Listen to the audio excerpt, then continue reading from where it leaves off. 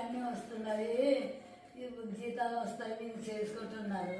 మేము ఏం చేయలేదమ్మా. అప్పుడు మా బీద తాగు ఉండేప్పుడు మేము ఏం చేయలేదు. చేసామా నీకు నానమ్మ నీకు ఒక గిఫ్ట్ తెచ్చినాడు, చూద్దామా? చూద్దాంలేమ్మా. బాయమ్మా. నువ్వు ఇదిగో గిఫ్ట్.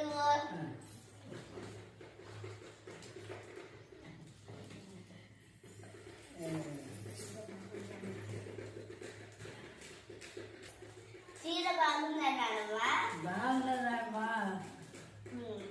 బాగుంది చీర, బాగుంది చేసి